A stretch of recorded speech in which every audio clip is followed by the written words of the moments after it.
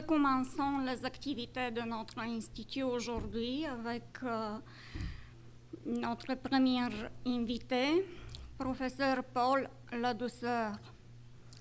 C'est quelqu'un qui a incarné l'œcuménisme en lui-même d'une façon exceptionnelle, mais il est là aujourd'hui plutôt pour nous parler de deux figures impressionnantes dans la théologie orthodoxe et de leur vision d'œcuménisme qui diverge.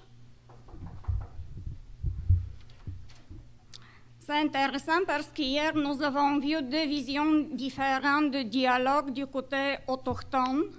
Alors aujourd'hui, nous pouvons nous enrichir de la côté tradition chrétienne orthodoxe. Professeur Ladouceur enseigne la théologie orthodoxe dans le programme de l'Université de Sherbrooke et de Trinity College, Université de Toronto. Il a une très longue liste de publications que je ne peux pas énumérer aujourd'hui. Il est éditeur et traducteur aussi des auteurs orthodoxes. Et c'est une œuvre assez importante à traduire les auteurs orthodoxes en français en Occident. Et je dois avouer que même si orthodoxes dites natifs, je les ai connus en français, ces auteurs, grâce à traductions telles que celui de Paul Ladouceur. Alors pour moi, c'est un énorme plaisir de donner la parole de Paul Ladouceur. Merci beaucoup, Donitza. Chers frères et sœurs en Christ, Excellences, comme Donitza a indiqué, le but de mon intervention aujourd'hui, c'est de décerner quelques fondements théologiques de la participation orthodoxe dans le mouvement œcuménique, et cela à travers la pensée des pères Serge Bulgakov et Georges Florovsky, et d'essayer d'en dégager des leçons pour aujourd'hui. Le père Serge Bulgakov a été le théologien orthodoxe le plus en vue dans la première moitié du XXe siècle, alors que c'est bien le père Georges Florovsky qui a dominé la théologie orthodoxe dans la deuxième moitié du XXe siècle, et surtout avec son appel d'un retour aux sources patristiques de la théologie. On revient aux années 1920, en particulier l'année 1925, lorsque les deux enseignent à l'Institut de théologie orthodoxe Saint-Serge de Paris, qui a été fondé dans les milieux de l'immigration russe à Paris. Ils étaient collègues de 1925 jusqu'à 1939. Mais leur point de vue théologique était très, très différent. Selon Bulgakov, la vérité chrétienne peut et même doit s'exprimer en termes actuels, selon les différentes époques. Alors que Florovsky insiste que seules les catégories et les termes théologiques des anciens pères grecs ont une valeur universelle pour la théologie chrétienne. Ces approches théologiques contrastantes se reflètent dans leurs ecclésiologies et leur vision de l'œcuménisme. Le dialogue œcuménique dans les années 1920-1930 oblige les orthodoxes à revoir leur ecclésiologie, leur vision de l'Église, et à définir leur motivation et leur but dans le mouvement œcuménique. Et c'est alors qu'apparaissent les différences marquées entre Bulgakov et Florovsky. Les deux partagent un engagement très fort dans le mouvement œcuménique, mais leurs approches et leurs perspectives étaient très différentes. Pour Bulgakov, pour commencer, une unité réelle existe entre les chrétiens et donc pouvait être approfondie. Alors, il s'agit surtout de découvrir l'unité qui existe dans l'Esprit Saint, et cela en dépit des divisions manifestes entre les confessions chrétiennes. Bulgakov alors met en valeur ce qui unit les chrétiens, leur prière, leur compréhension de l'Évangile comme icône verbale du Christ, leur vie spirituelle, leur reconnaissance commune du sacrement du baptême. Cette ouverture s'unit chez lui avec une totale fidélité à la tradition orthodoxe. Il voit dans l'Église orthodoxe seule la vérité de la plénitude de la vérité chrétienne. L'œcuménisme du Père Serge Bulgakov est donc mystique, sacramentel, charismatique, prophétique et eschatologique. Donc le royaume de Dieu n'est pas seulement à venir, mais il est déjà présent dans l'unité des chrétiens. Pour le père Georges Florovsky, par contre, la division des églises est profonde et de nature dogmatique. Les désaccords sur des points fondamentaux de dogme, par exemple le filioque, creusent une fossé profonde entre les confessions chrétiennes. Dans cette perspective, c'est avant tout le témoignage qui justifie la participation des orthodoxes aux rencontres œcuméniques. De témoigner de la vérité du Christ qui subsiste en sa plénitude uniquement dans l'Église orthodoxe. Sa perspective œcuménique est donc dogmatique, historique, patristique et d'une certaine façon exclusive.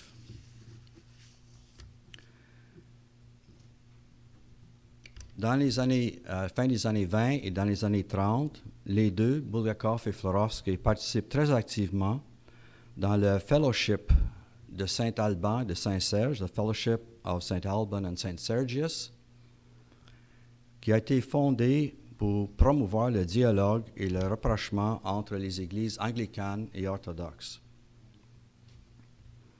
Bulgakov était de fait le représentant orthodoxe senior dans le fellowship, grâce à sa prestige personnel en tant que théologien et de ses responsabilités en tant que doyen de l'Institut Saint-Serge à Paris. Par contre, Florovsky, grâce à son érudition, son élégance, son charme personnel et une excellente maîtrise de l'anglais, devient rapidement un des principaux porte-parole des orthodoxes dans les rencontres.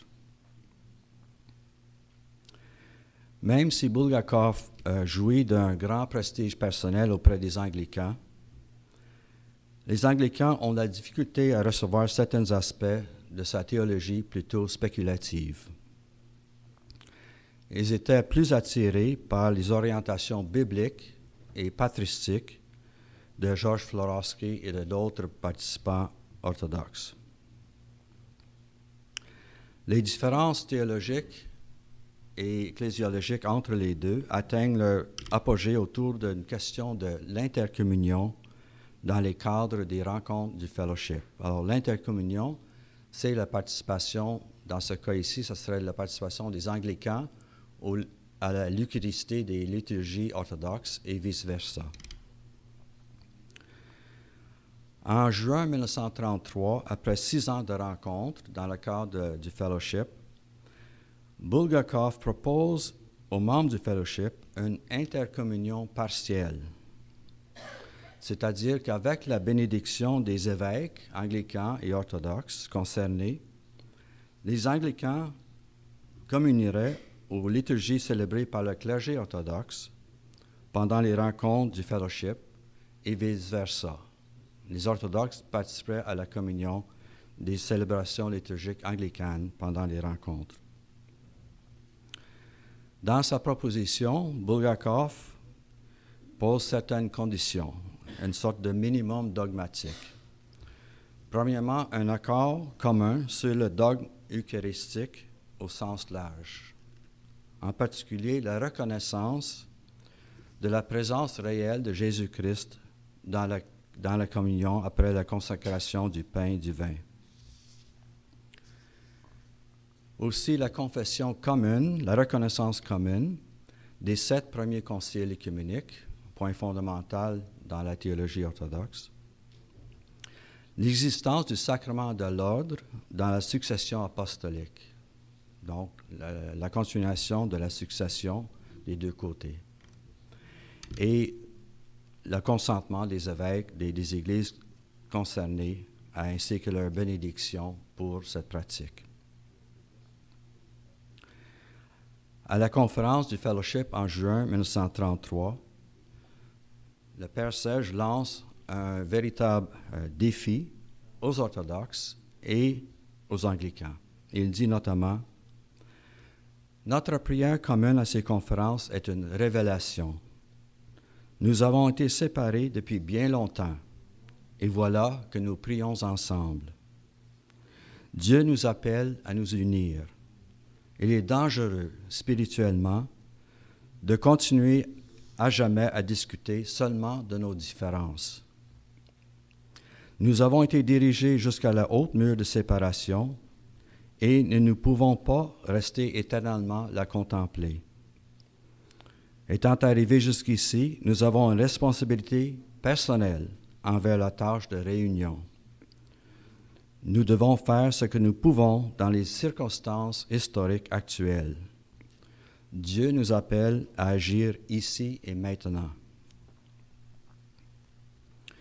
Donc, pour Bulgakov, il existe entre les orthodoxes et les anglicans du Fellowship une véritable rencontre, une réunion partielle des églises qui devait déboucher sur une intercommunion partielle au sacrement eucharistique. Sans nier l'importance ou la pertinence de l'autorité canonique de l'Église, Bulgakov disait en fait qu'il y a une autre autorité, celle de l'expérience spirituelle. Florovsky et d'autres théologiens orthodoxes s'objectent à cette proposition. Pour eux, puisque des questions dogmatiques importantes séparent les deux Églises, il ne peut être question d'intercommunion avant un accord dogmatique complet. C'est Bulgakov lui-même qui résume la position de ses adversaires. L'accord dogmatique passe avant et la communion eucharistique vient ensuite, comme un fruit en quelque sorte du premier. Pour Florovsky, un plein accord dogmatique, l'unité dans la vérité, doit avoir préséance sur l'unité fondée sur la prière commune et l'amour. Ainsi, il mettait en doute la contribution que l'intercommunion partielle pourrait apporter à la réalisation de la réunion ecclésiale. Après la conférence, les deux théologiens orthodoxes se livrent à un duel épistolaire. Ils écrivent chacun des articles qui se contredisent. Deux articles très importants. Bulgakov, le titre de son article, c'est « Au puits de Jacob, sur l'unité actuelle de la foi, la prière et les sacrements de l'Église divisée ». Déjà dans le titre, on voit un défi et aussi une perspective théologique.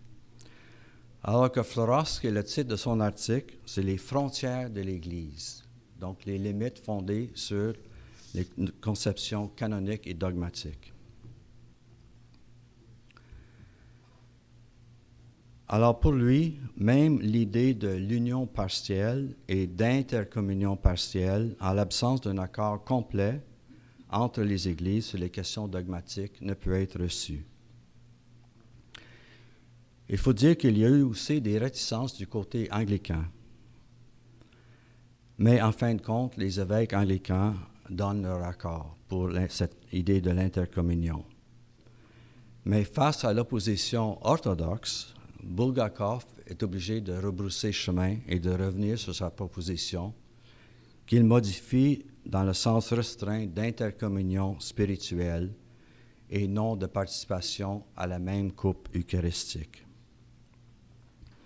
Ainsi, même la foi, la vision et l'ardeur du Père Serge ne suffit pas à surmonter les objections et les hésitations à sa proposition d'intercommunion. Quelle conclusion aux leçons pouvons-nous tirer de cette expérience? Du point de vue historique, la possibilité d'une union réelle entre les églises orthodoxes et anglicanes, après cette querelle, au milieu des années 30, disparaît de l'ordre du jour. Le moment propice d'agir, qui était peut-être présent à ce moment-là, était passé et n'est jamais plus revenu. Et après la Deuxième Guerre mondiale, le fellowship lui-même a été éclipsé en quelque sorte par le grand mouvement œcuménique qui a abouti à la création du Conseil œcuménique des Églises. Le Père Serge est obligé de se retirer de ses activités œcuméniques dès 1937 pour des raisons de santé, mais il cède la place volontairement au Père Georges, même sachant qu'il était opposé à ses points de vue théologiques. Florovsky reprend ses activités œcuméniques après la Deuxième Guerre mondiale et il est un des membres fondateurs du Conseil œcuménique des Églises. Et pendant 20 ans, il est le principal interlocuteur orthodoxe dans toutes les rencontres œcuméniques au niveau international. Si le Père Serge prônait avant tout une vision prophétique de l'engagement orthodoxe dans le mouvement œcuménique, alors c'est la vision œcuménique qui souligne surtout des éléments de différence dogmatique du Père Georges Florovsky qui domine la pensée orthodoxe dans le mouvement œcuménique. Donc, on vise surtout la position que l'accord sur les questions dogmatiques doit précéder la restauration de la communion eucharistique à la même coupe. La prière commune réelle qui existe dans le mouvement œcuménique est donc une manifestation de l'unité réelle entre les chrétiens, alors que de l'autre côté, l'absence d'intercommunion est un symbole du manque d'unité et un symbole à la fois pénible qui signifie la séparation des églises. Alors ça n'empêche pas la participation pleine et entière des orthodoxes dans le mouvement œcuménique, mais toujours avec ce bémol qui a des limites qui s'imposent au niveau des différences dogmatiques. J'espère que ce résumé de la théologie orthodoxe autour de cette querelle des années 30 entre les orthodoxes peut éclaircir un peu l'attitude et la vision qu'ont les orthodoxes qui participent dans le mouvement œcuménique et d'en tirer certaines leçons peut-être utiles au-delà des frontières de l'orthodoxie même. Merci. Moi, je suis de confession orthodoxe. J'ai vécu dans un pays communiste où les religions étaient interdites. Mais après que j'ai arrivé ici, c'est sûr que j'ai commencé à magasiner un peu dans ce christianisme qui m'intéressait beaucoup. Et deuxièmement, après, ma mère a été une grande croyante, mais j'ai eu cette expérience de ma mère que c'est très important, Dieu, dans ta vie. Mais quand j'arrivais ici, je ne savais pas que c'est une dispute entre les églises, que cette courant d'écuménisme s'appelle l'écuménisme. Et j'entrais dans la cathédrale Reine du Monde, et là-bas j'ai vu une annonce qu'un prêtre reçoit des gens qui peuvent parler avec lui 1 heure. Et j'ai été très contrariée après que j'ai entendu une nouvelle que les protestants avec les catholiques en Irlande du Nord, c'est entretués. Et j'entrais là-bas sans savoir très bien parler français. Et j'ai dit prêtre au lieu de dire père. Il a dit père, non, prêtre, moi. Il a laissé de me parler. Et après, j'ai dit, comment c'est possible qu'entre les chrétiens se tuent maintenant, au XXe siècle, pas avec les musulmans, pas avec les bouddhistes, mais entre chrétiens. Madame, vous avez raison. Moi, je croyais qu'il me met dehors. Mais il a discuté avec moi 1 heure. Il a même confessé que son frère était passé du catholicisme au orthodoxisme parce qu'il voulait se marier. Et comme ça, il a dit, je vais vous proposer pour parler à la télévision.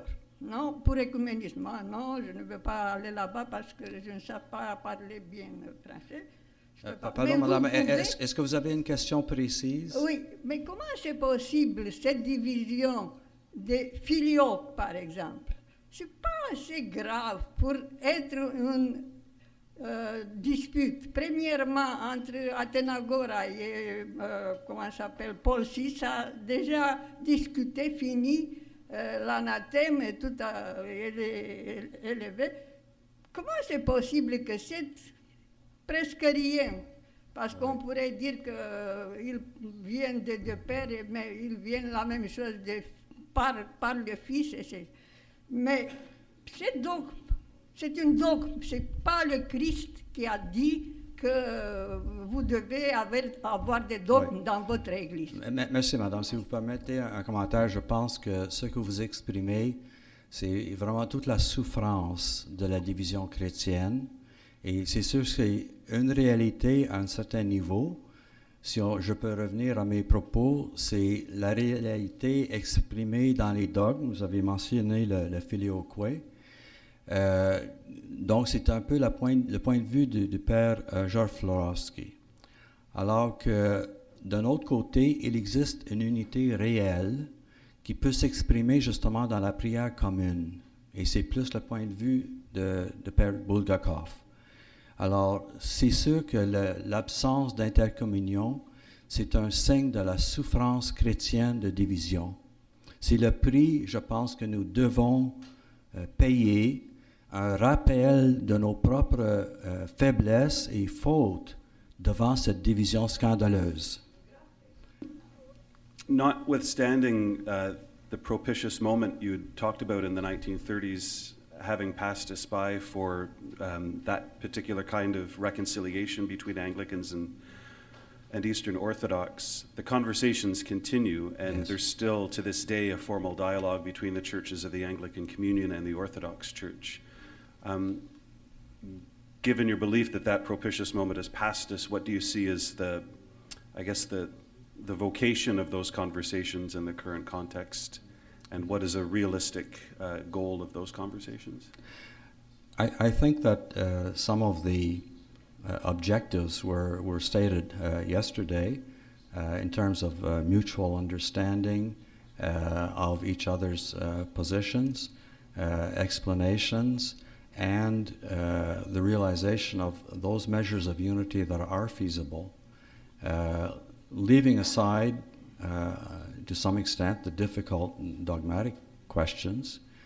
But I think as Father Florovsky himself, despite his long participation in the ecumenical movement, realized that the dogmatic questions are really difficult and no one is prepared to budge very much. There may be some movement, but Florovsky towards the end of his life was a little bit disappointed that the World Council of Churches in particular started to veer away from theological issues into social questions where it was easier, in a sense, to achieve a common accord of the churches. His interest was really in theological questions, and instead he kind of lost interest a little bit in the activities of the World Council after about the 1960s when it veered more in that direction. Nonetheless, I think there are hopeful signs. For example, on the Filioque, the North American Orthodox Roman Catholic dialogue has made considerable progress on that issue. The International Orthodox Roman Catholic dialogue hasn't even dealt with the issue, perhaps hopefully feeling that the resolution achieved in North America is satisfactory, but are becoming stuck on the more difficult issue of the role of the Pope of Rome in the universal church. So at least there is a willingness to tackle in some quarters the difficult dogmatic issues.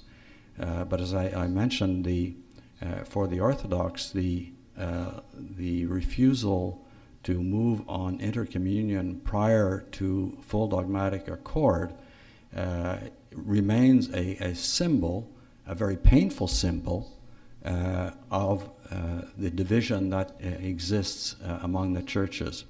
I'll just terminate my remarks by recalling a remark of a Russian bishop of the 19th century, Russian metropolitan, long before the ecumenical movement was underway. He made the point that, fortunately, our divisions here on earth do not extend to heaven. So I think that's a useful remark to keep in mind when we look at simultaneously the real unity that does and can and should exist, and yet the continuing divisions and separations among the churches. Encore une question. Bonjour, James Marchant de la paroisse Saint-Thomas d'Aquin à Saint-Lambert. Big question for me, being a student in all of this. What are the major dogmatic issues? What are they?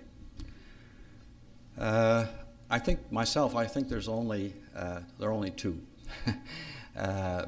Just to recall a little bit of history, during the Middle Ages, there were two attempts to reconcile the Church of Rome with the Orthodox churches.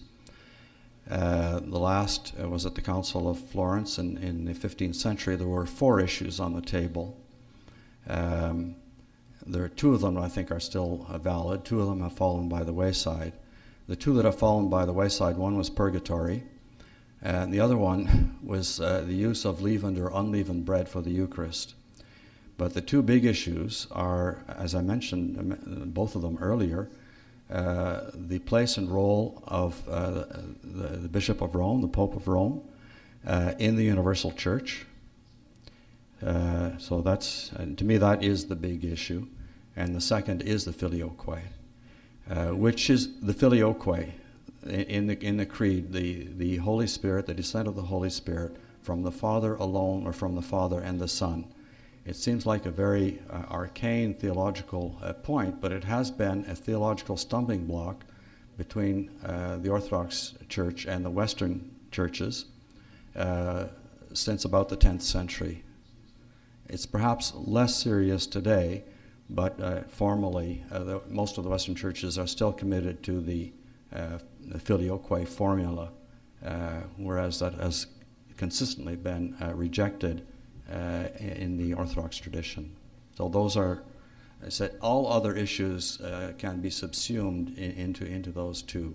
And basically, it ultimately comes down to 1, because even the filioque issue is partly linked to the authority of Rome, which even in the Roman Catholic Church ultimately imposed the formula long after it had appeared in Spain in the 6th century. It was only in the 10th century that it was finally accepted by Rome.